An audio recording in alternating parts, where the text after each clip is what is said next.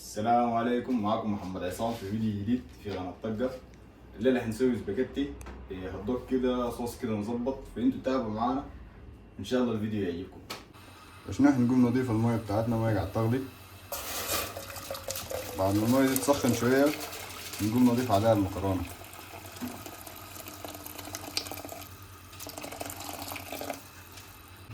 وشنو بعدين نقوم نضيف السباكيتي بتاعنا. وهسه نقوم نقطع الهوت دوج بتاعنا، نقوم نقطع كده لقطع صغيرة كده بالشكل ده كده، حاجة صغيرة كده. بعدها نقوم شنو نضيف لنا نص معلقة ملح كده، نقوم نخلطها كده. نقوم نخلطها شوية كده بعد ما كبينا الملح.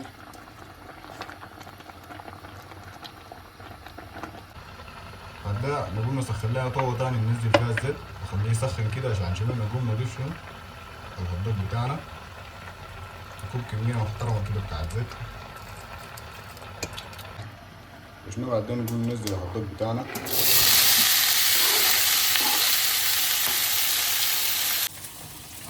يعني نقوم نبدأ نقطع شنو، نبدأ نقطع البصل بتاعنا.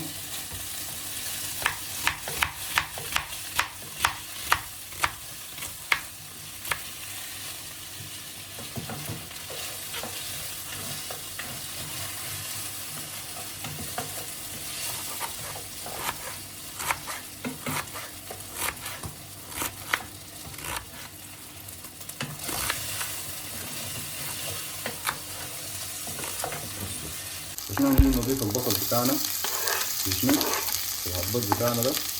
بعد ما نزيد البصل نقوم شنو نقوم نخلط كده مع البصل. البصل ده طبعا اهم حاجه، لانه شنو لانه بدي شنو بدي يظبط لنا الطقه شديده يعني.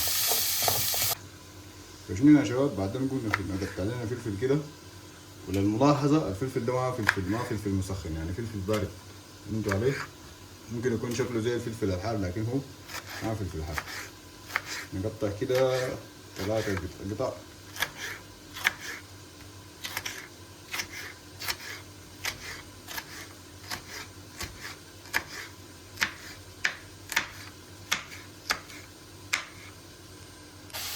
شنو بعدين نقوم نضيف الفلفل طوالي بحاجات هنا.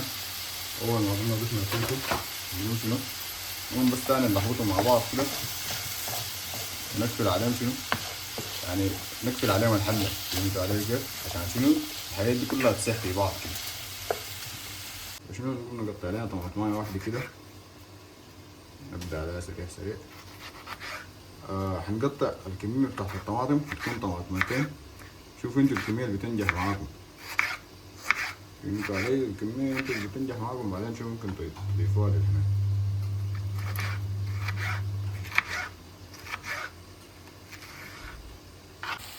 شنو تاني هنضيف على الطماطم حقنا.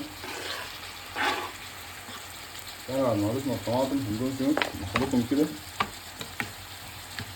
نخلط الحاجات دي كلها سوا. تاني نقوم نقفلها دقيقتين 3 دقايق كده. تاني هنقوم نضيف لنا معلقة كبيرة كده بتاعت ملح. تاني هنضيف لنا زي نص معلقة كده خفيفة كده بتاعت ملح.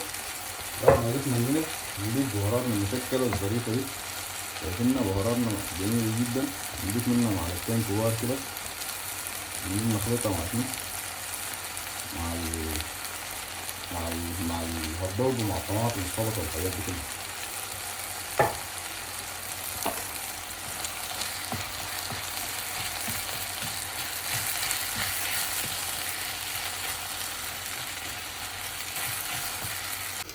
بعد ما حاجاتنا خلاص كلها اتظبطت اتخلطت سوا، هنقوم شنو نضيف لها شوية موية، اللي هي مية غالية من ربع كوباية أو نص كوباية، بس حاجة بسيطة كده بتاعت موية.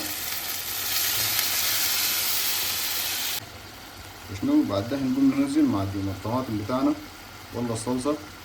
هننزل لنا كمية كده زي معلقتين أو 3 معالق.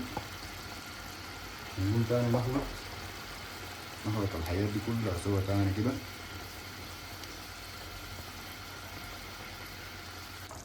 فشنو دي النتيجة النهائية بتاعت الصوص بتاعنا زي ما شايفين كده. حاجة كده شنو الشغالة دي زابة في بعض. هنقوم هسه نضيف البتاعة دي للسباكيتي. فشنو بعد ما السباكيتي بتاعنا جيز هنقوم نضيف له شنو الصوص بتاعنا في نار هادية. هندخله مع السباكيتي لأنه السباكيتي أصلا ينطبخ.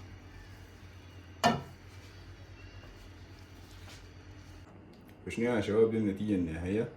نقوم نحن شنو نجرب لنا حاجة كده بسيطة منها نشوفها هتيجي معانا كيف. بسم الله.